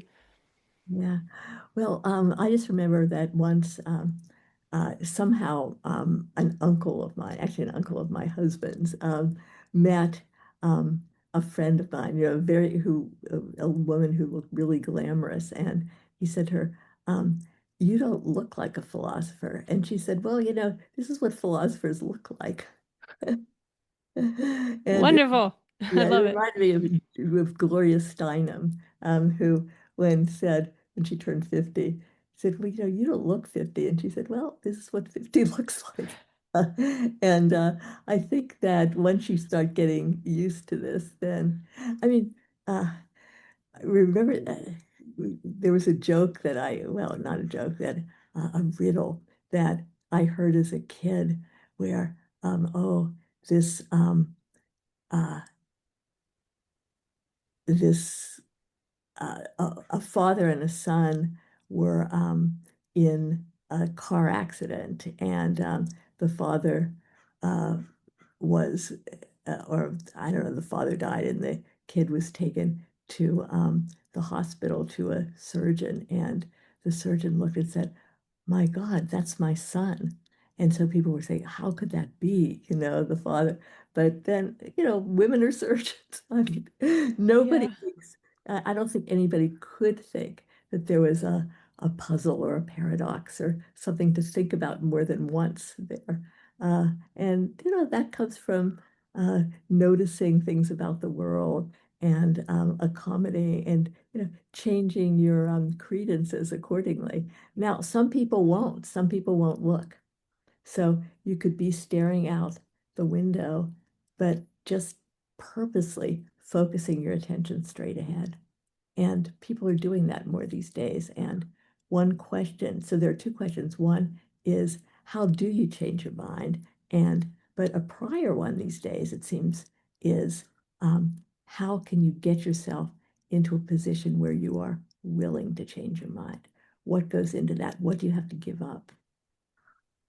And what do you gain? So, Yeah, I think you have to be very strong. I think that's one reason I would argue for critical thinking and for philosophy of the nature of the so-called armchair, as long as you're by a window, because it does teach you how to hold tensions and how to understand how to hold things that might not be resolvable, um, which is hard, but does open up the world. I mean, if anything, it gives you more windows and it lets you go outside those windows, which I think can be very hard for people, right? We sometimes we'd rather not know there's a whole other way of being in the world or other worlds to experience because we don't know how to handle it.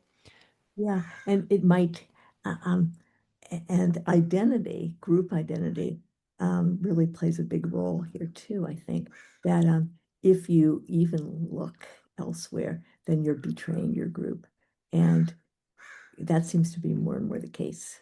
That's a good point too. And we get a lot of more peer pressure of don't dare look out the window, because, I read your and book. there's a lot of that, which is very, never ends well. But just before we go, can you tell me just a little bit, have things changed? I mean, because you were in this exciting moment in philosophy for us who are philosophy nerds, and you were one of the first women, you were, for me, that's a really amazing thing. And I just wonder, like, if you have anything you want to share about that before we go, if things have changed or, um, if it was, not the way I'm imagining it. I was thinking about your friend Tamara Horowitz, I think too. For some reason, I just want to mention her because I know she was at MIT with you, I think, and she became the And first. Chicago too. Hmm? She was at Chicago too. We She were, was at Chicago too. Oh wow, you knew her that long. Oh yes, wow. and I continue to know her because she got a job at the University of Pittsburgh and became chair of the department. And my mother lived in Pittsburgh, so every Oh time wow. I visit my mother, I'd visit her too. And Yeah, that's what I wanted to mention because she was the first. I mean, Pittsburgh is a big, school for us philosophers too, and she was the first female chair there. So I just want to mention that because I want people to know that you were there and she was there, and these things feel important to me. But I guess from your perspective, maybe it was just life. But if there's anything you would like to share about that, or just anything at all about any of that that you might want to share with people that you feel, yeah, should be part of the record somehow. yeah. Well, I would like, people, uh, well, I just she was a very close friend, and she died, of a brain tumor, much too young, I mean, before she was 50. So that was so because I just thought that, she was doing some interesting things and would go on and do a lot of interesting things philosophically. But, I didn't care about philosophy. Um, Yeah, she was a friend, we and lost a sort of friend. became part of our family because my mother would visit her a lot in the hospital and things like that. So, um, but I was just feeling that, I mean, when I gave that lecture, that I wanted to acknowledge her because she could have given one too if she'd lived. Um, so I just wanted to mention her. But I'm really glad you did. yeah, but in terms of changes. There are more women in philosophy. They had been assigned to, well, not assigned to, but they were, I guess, encouraged to pick so-called softer subjects, such as ethics and moral philosophy, value philosophy. But now there have been a number of different changes. One is that there are lots more women in all these fields, and in the so-called, hardcore, metaphysics, epistemology, philosophy of language, logic, philosophy of science, and two, that a lot of the so-called soft subjects, like ethics, moral philosophy, have become very technical, maybe to their detriment in some cases. I mean, all across the board. Sometimes people are substituting kind of technical results for things that really have philosophical interest. I think it might be going in the other direction now. But also so-called uh, fringe studies like um, work about women and gender and race, which were, oh yeah, these are just very specific. They don't have general important philosophical consequences. People are taking them a lot more seriously because, first of all, it opens up different questions, not just about these particular issues. I mean, are there intrinsic differences between women and men? Are genders binary? Are there any physical properties or psychological properties that are different for different races? All those things. Not only does it open those questions, but it makes you reconsider certain other more general questions about, you know, the way things could be and even ways of characterizing the way they are. And so all that is important. And something that you asked me about with respect to changes, I think is really important too. Good for women and good for men, which is that now, I mean, when I came to MIT, uh, there I knew nothing really, and there weren't any courses except for a pro seminar run by Richard Cartwright that you had to take. But and he did every class that he did was formalized in certain ways. And for example, I had to prove Plato's third man argument using Zermelo-Fraenkel's set theory. I think I did it. I can't remember how. Wow. It probably wasn't very elegant, but so But you did you it, so. know. Um, and so, what you were required to do was pretty minimal. And then you got no instruction in teaching. And I was thrown into teaching an undergraduate class by myself. And, there really wasn't very much guidance. You had to take general examinations, but you could choose the topics very narrowly. I think I did one on Hume's epistemology, which, that doesn't really provide a survey of knowledge of epistemology. But in any case, now I believe, I mean, at USC and I think at other places too, when students come in, they have a fairly set number of requirements that they have to do. At every stage, you've got people looking at your work and making suggestions. I mean, some people think that this is terrifying, but we've managed to soften it in ways that they think mostly are just going to be helpful.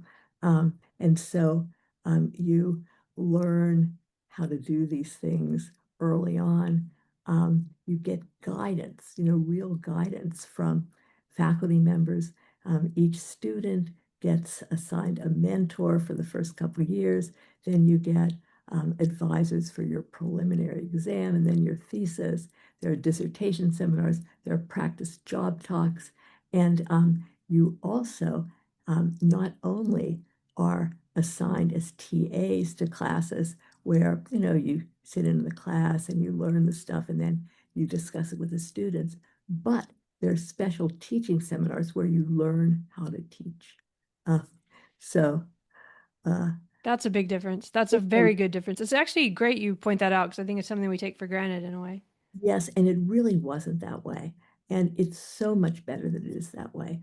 And there are also, independent, philosophers. I mean, I just mean, I don't mean they're independent. They're teaching somewhere, but they get together, get a certain amount of funding to give sort of mentoring seminars for women at certain stages. Louise Antony does a lot of this work, and Jen Dowling and Sally Haslinger, and that they get these women in early positions. They've just gotten hired, they're assistant professors, and they get people to share their work and to help each other. And the hope is that the relationships will go on after the couple months that they work on these things, and they get feedback from more experienced people, not just about their work, but about what to expect at each stage of their progression,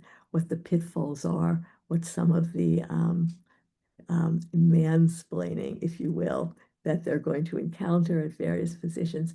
And so that's really good. And there are also uh, seminars for for graduate students. And these are ones that are usually done in the university. USC has an informal thing where, people can learn how to ask questions. A lot of women, I think, used to be afraid to ask questions because usually somebody would ask a sort of bombastic question that would, after a colloquium speaker, that would kind of veer the conversation in one way, which might not be the most interesting way. And so we at USC always allow graduate students to ask questions first before faculty come. And people at least are taught informally, look, you might be afraid to ask a question, but a lot of people do, and maybe they don't seem so great after the fact, but just ask a lot of questions. And so you'll have some good ones, and those will be the ones that are remembered, and that here's a way to go about it. And so being able to express yourself takes a lot of different forms. You don't have to be so aggressive. You don't have to be the first person to put up your hand. You can still formulate something and be confident that it will be interesting enough to be answered. And so people are given explicit instructions about this. So the idea that you're innately good at this or are a complete failure just isn't right. You have to wait sometimes for people's confidence to build, and that what they're good at can come out. And the best way to think about this thing, and I think we are starting to do that at USC, is to, we spend a lot of time choosing and entering class. It takes days and days of meetings and deliberation. And so you have to be confident that you picked a good class, that these are good students. And so what you have to do is to figure out how to get them um, uh, to fulfill the potential that you yourself noticed and chose them for. You did a good job. That is, we did a good job. And you have to think of things that way. And then you'll be more patient, and you will allow late bloomers to bloom. And they often do. Sometimes That is wonderful. Thank you so much for saying that. Because that makes all the difference. I can't tell you how many people I've talked to who, are maybe famous now or whatever. It doesn't matter if you're famous or not. Just people who are happy in what they do, let's say, or have made a difference, who'd say it was some teacher who noticed them and did exactly what you just said. It makes such a big difference. yeah, and if it's policy, then that's great. Yeah. Yeah. Well, just before we go, last kind of thing is, I always ask about love and care, and if there's anything that you want to say about those words relative to all this we've been talking about, or just your general career. Maybe it's about teaching, or maybe it's about philosophy, or I don't know. But just does anything come to mind there relative to that word and that, yeah, love? Well, one thing, Andrea, that I want to thank you for is, I'm retired now. I don't know if you know that. I wasn't sure. Yeah, Yeah. for the last couple of years, and I've had it's sort of hard to adjust to, and I've had various other issues, some health issues. Nothing life-threatening, but and it's it's sort of easy to let the days go by and not really be thinking about things. But when you asked me to do this, I found myself really, really engaged and very, very interested, and wanting to go back and think more about the questions you asked me, especially the ones at the end about how people change their minds and how people can wall themselves off from even giving themselves a chance to think about things. And I had these ideas about how to at least do some research. I mean, I don't even know if I can, I was going to say to attack these questions, but I don't even know if I'm in the position to attack. But this made me feel much more energized about getting back to this, and also made me realize that, yeah, the questions that I was interested in throughout my career are still interesting. And I'd like to Absolutely. think about them more. And so I suppose it made me feel very good about what I've been working on. That is, I mean, maybe not so good about the products, but good about the fact that to me, these were very interesting.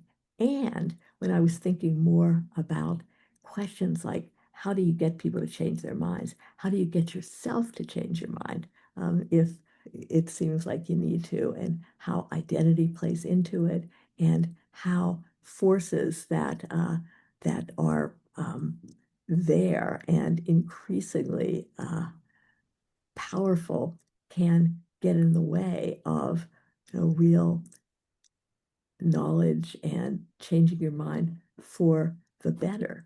I mean, getting closer to the truth. And then, people have said that the truth doesn't matter. I think it does. But then you have to say more clearly why. And so those are things that I'd like to think about more. And there's, of course, AI too, which we haven't got a chance to do, but Yeah. a lot of Let's stuff leave about that aside for now because that would be, identity but I'm systems. so glad you said that. And I actually love that question and the way that you've been discussing it about how do you get people to change their minds, or how do you create a kind of environment where it's possible, or the different ways we've been phrasing it. Well, thank you. And as I said, sort of just in passing, but I think this is true too. I've been thinking more about what would take to get me to change my mind, and I think that's a good first step. That's a really good first step and very interesting to think about. But Yes, hard to think yeah, about. I really appreciate you, and I just love this conversation, and thank you so much for spending this time with me, and also for your career and the work you've done. And yeah, thanks. Thank you. It was a pleasure. It was. Is there anything else that you want to say before we go, or are we good for now? I think we're good, but I'd be happy to come back and talk about Molly now. Okay, great. And maybe who knows, maybe how you change your mind. Let's see. Yeah, okay. Remind about that. But I won't. I'll try to get you to change your mind to want to talk about changing your mind. Okay. Oh, all Uh, right. Well, I mean, that'd be fun too. all right. Thank you so much, Janet. Okay, thank you. Bye. Bye-bye. Hey everyone, thanks for listening all the way to the end. Since you listened all the way to the end, I will just give you a brief little note about how this relates to waymaking or navigability.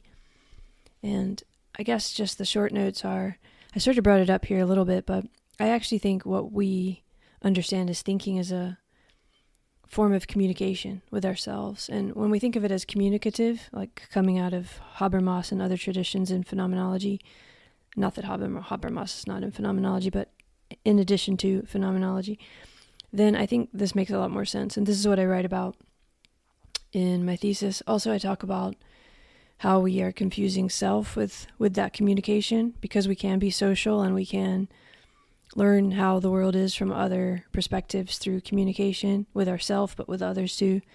We often confuse this. So self and mind are definitely communications in the way that I'm presenting it, communicative. So that's why it feels so mystical or like mental, right? That's why we think it's another kind of thing. But in the same way that smelling is also pretty remarkable and crazy, and sight and metabolism and conversation, the fact that we're communicating right now, who knows where you are in the world, through voice, but also through all these technologies. It's all miraculous, really, and therefore all just not miraculous at the same time. So there's the paradox. So it is bigger than a body, right? This communication. So I think it makes sense that we've thought of it in mystical ways, because it is mystical again. It's both and, either or. So I just wanted to say that at the end, and there's more writings about that coming on the Substack if you're interested. It would be great if you join, or if you want to support us in any way, you can just go to the giving page and give whatever you want. The link is in the show notes, or come to the Substack, whatever you wish. But I'm just glad you're here. Thanks for listening to this conversation. I'd love to know what you thought about it. If you want to write a note on the Substack or somewhere and let me know. I'm unfortunately way behind in all emails, and my inbox is a little crazy, but you can also send me an email and I'll hopefully get to it, because I really love hearing from you. Hope you have a good day wherever you are. Bye, everyone.